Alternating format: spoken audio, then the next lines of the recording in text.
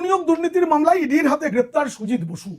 কদিন আগে পর্যন্ত তিনি দমকল মন্ত্রী ছিলেন, এখন আগুনটা কোথায় লেগেছে আপনারা একবার ভাবুন। আসলে না, তৃণমূলের ঘরে আগুন লেগে গেল, এরপর একের পর এক গ্রেপ্তার হতে পারে সেই পরিস্থিতি তৈরি হয়েছে।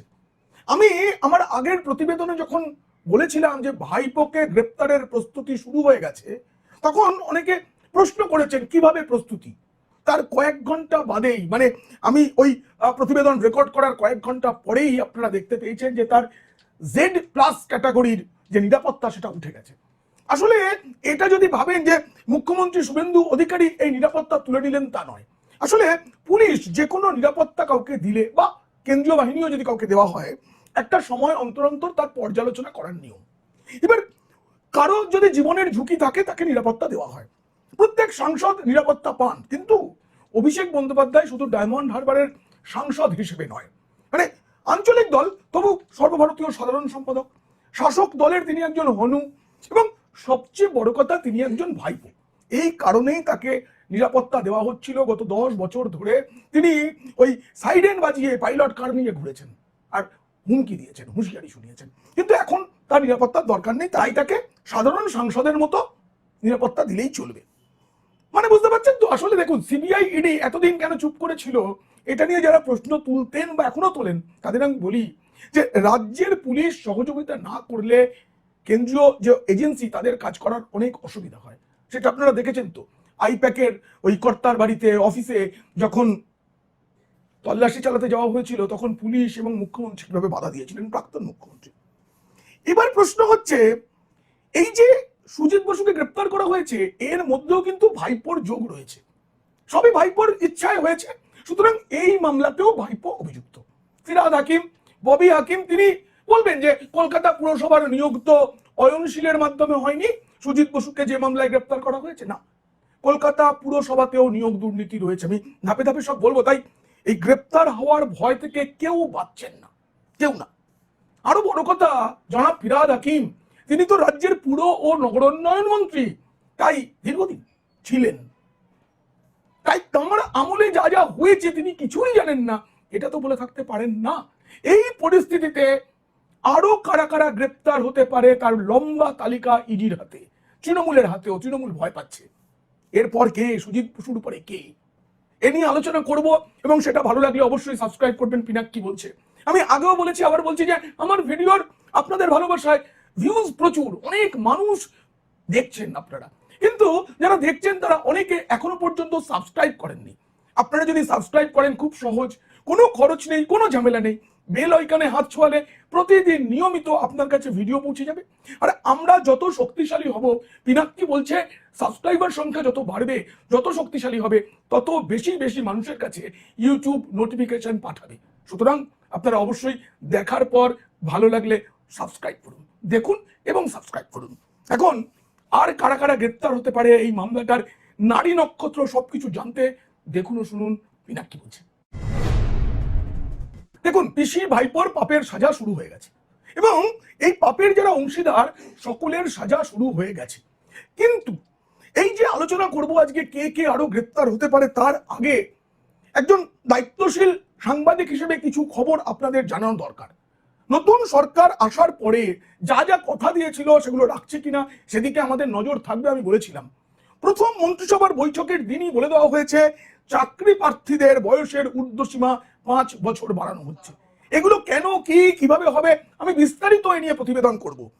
321 জন বিজেপি কর্মীর মৃত্যু হয়েছে গত কয়েক বছরে খালি রাজনৈতিক সন্ত্রাসে, তাদের পরিবার পরিচালনার দায়িত্ব নিচ্ছে সরকার। সীমান্ত সুরক্ষার জন্য দীর্ঘদিন ধরে বিএসএফ জমি চেয়ে পায়নি, 45 দিনের মধ্যে সেই জমি দিয়ে দেওয়া হবে, যাতে সর্বত্র ফেন্সিং থাকে, অনুপ্রবেশ যাতে বন্ধ হয়। আয়ুষ্মান ভারত সহ বেটি পড়াও বেটি বাঁচাও সহ প্রচুর কেন্দ্রীয় প্রকল্পের সুবিধা এতদিন পশ্চিমবঙ্গের মানুষেরা পেতেন না, সেগুলো সব পাওয়া শুরু হয়ে গেল। সর্বভারতীয় স্তরের যে আধিকারিক ও রাজ্যের আধিকারিক যারা, মানে WBPS, IPS, এদের সকলের একদম বিধিবদ্ধ প্রশিক্ষণের ব্যবস্থা হচ্ছে। ভারতীয় ন্যায় সংহিতা, যেটা আমাদের নতুন BNS যে কার্যকর হয়েছে, সেটা গোটা দেশে লাগু হলেও পশ্চিমবঙ্গে হয়নি, সেটা লাগু হয়ে গেছে। রাজ্যে জনগণনার কাজ শুরু হবে, দুধ কা দুধ পানি কা পানি এসআইআর করে দিয়েছে, কিন্তু এটা আটকাতে যাওয়ার মূল কারণ ছিল মানে আমাদের সততার প্রতীক, আপনারা যাকে সততার প্রতীক বলেন আজকাল, তিনি কেন আটকে রেখেছিলেন জনগণনা সেটা আপনারা বুঝবেন, আমি বলবো। সেই জনগণনার কাজ রাজ্যে শুরু হচ্ছে, প্রাতিষ্ঠানিক দুর্নীতি, বেতন কমিশন, বকেয়া দিয়ে এই সব কিছু নিয়ে আগামী সোমবার যে মন্ত্রিসভার দ্বিতীয় বৈঠক সেখানে আলোচনা হবে। জুন মাসের প্রথম সপ্তাহ থেকে বাংলার মহিলারা যারা লক্ষ্মীর ভান্ডার পেতেন তারা অন্নপূর্ণা ভান্ডারে দ্বিগুণ টাকা পাবেন, এরপরে নতুনরাও আবেদন করবেন, সেটা পারবে। আর জুন মাসের প্রথম দিন থেকেই এই রাজ্যে মহিলাদের সম্মানের জন্য যে কোনো সরকারি বাসে বিনামূল্যে সফরের সুযোগ। এইগুলো বলে দিলাম কেন, এটা একটা সিদ্ধান্ত, এটা আমার জানিয়ে দেওয়া সকলকে কর্তব্য, তাই আমি প্রথমে এটা জানিয়ে এবার আমি গ্রেপ্তার প্রসঙ্গে যাই। সুজিতের পরেই কি রথিন ঘোষ?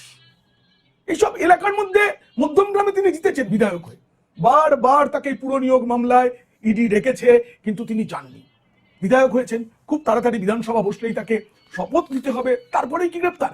এই প্রশ্নটা না তৃণমূলের ভেতরে। তবে বিধায়ক হিসেবে যদি তিনি গ্রেপ্তার হন তখন স্পিকারের অনুমতি লাগবে, এখনো স্পিকার হবেন তিনি, শপথে অনেক বিষয় আছে।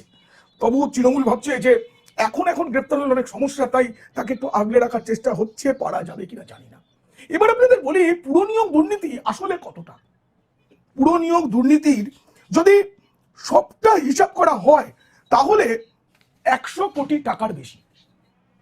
এই অয়নশীল তার মাধ্যমে তো পুরো নিয়োগ দুর্নীতির সবকটা জানা গেল।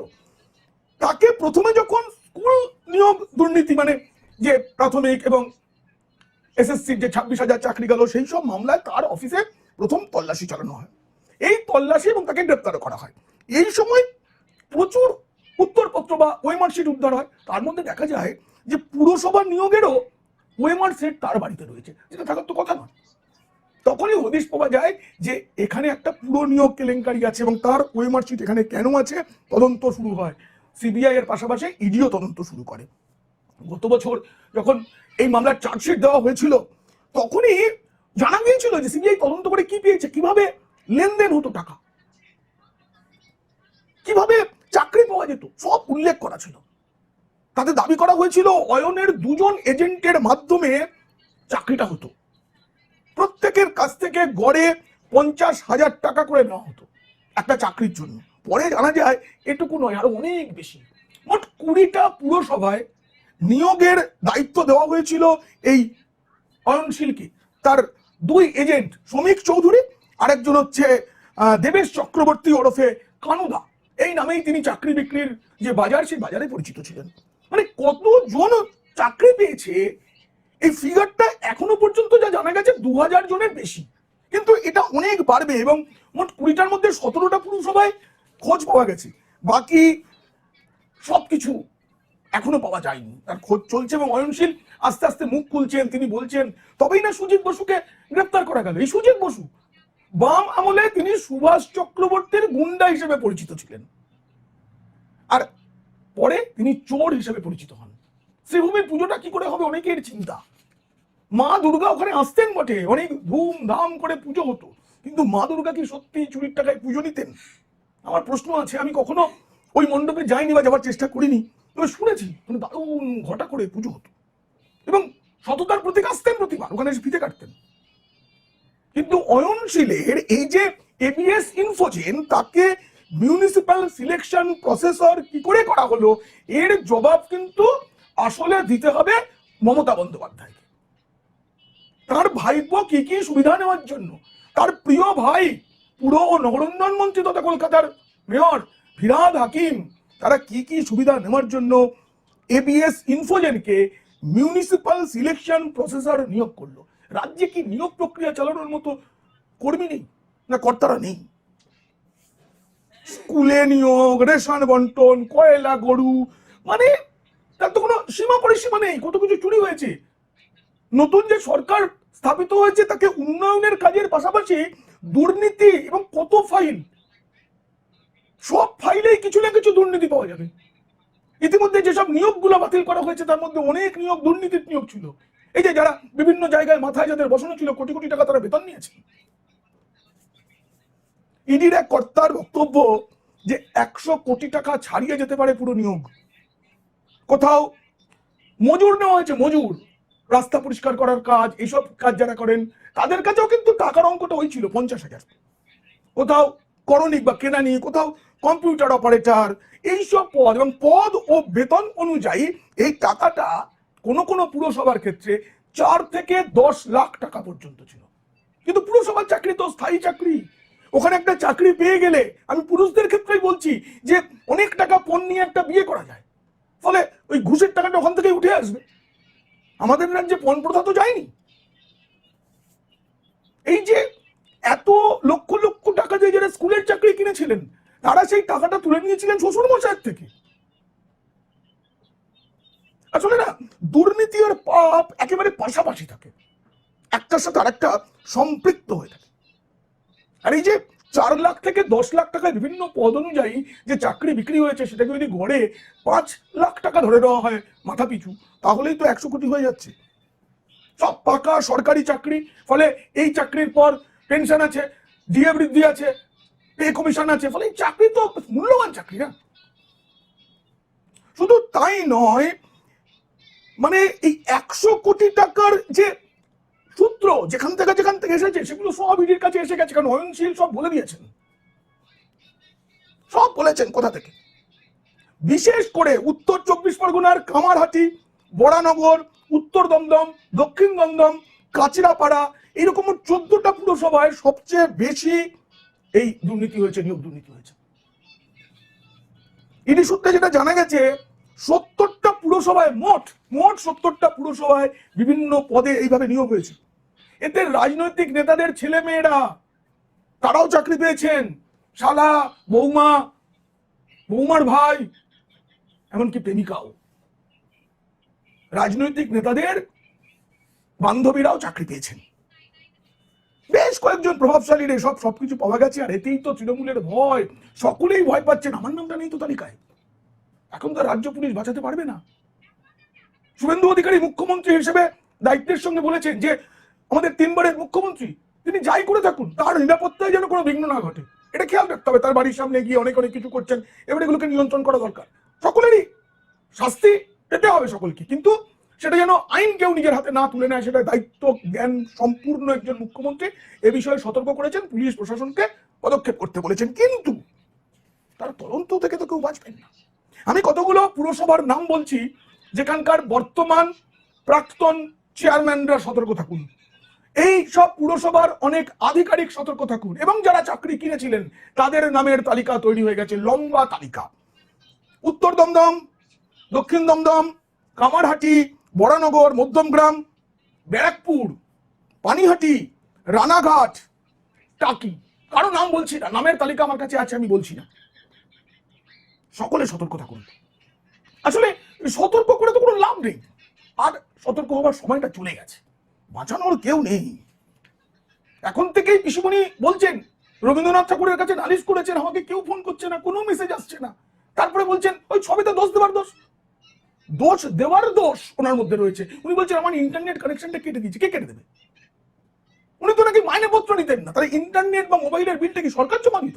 যে সরকার কেটে দেবে না পুলিশ জমা দিত? উত্তর 24 পরগনার 6টি পুরসভায় সবচেয়ে বেশি দুর্নীতি হয়েছে। জ্যোতিপ্রিয় মল্লিক, আপনি বাঁচবেন না। আর সবচেয়ে বড় কথা, ভাইপোর জেড ক্যাটাগরি উঠে গেছে।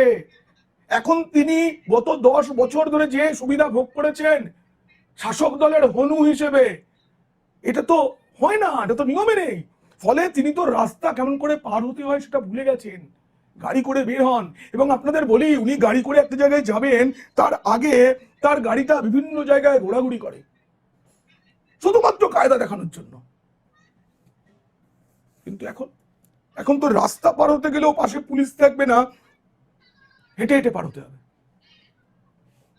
সুতরাং শাসক দল বিজেপি, ফলে শোষকদের ভয় আছে। এটা আমি অন্য রাজ্যের নজির টেনে আর বলছি না, এই রাজ্যের নজির টেনেই বলছি। মুখ্যমন্ত্রী শুভেন্দু অধিকারী তার উপদেষ্টা হিসেবে বেছে নিয়েছেন এই রাজ্যের সর্বকালের শ্রেষ্ঠ আমলাদের মধ্যে একজন সুব্রত গুপ্তকে। এসআইআর প্রক্রিয়া সুন্দরভাবে করে রক্তপাতহীন ভোট করানোর নায়ক মনোজ অগ্রওয়ালকে তিনি মুখ্য সচিব পদে বসিয়েছেন, তার কারণ রাজ্যে শান্তি শৃঙ্খলা চাই, ভয় নয়, সরকারের উপরে ভরসার পরিবেশ। সেটা কতটা রক্ষা হয় আমরা নজর রাখবো, কিন্তু তার আগে যখন ভালো কাজ হচ্ছে, এবং ভালো কাজটাই হচ্ছে দুর্নীতির বিরুদ্ধে পদক্ষেপ করা, কেউ কাউকে আর হুমকি দেবে না এই রাজ্যে, এই পরিস্থিতি তৈরি করার দিকে আমাদের নজর থাকবে, আপনারাও নজর রাখবেন। এই প্রতিবেদন কেমন লাগলো জানিয়ে অবশ্যই মন্তব্য করবেন, ভালো লাগলে বন্ধুদের, খারাপ লাগলে শত্রুদের শেয়ার করবেন, সাবস্ক্রাইব করতে ভুলবেন না। আপনারা সকলে খুব খুব ভালো থাকবেন।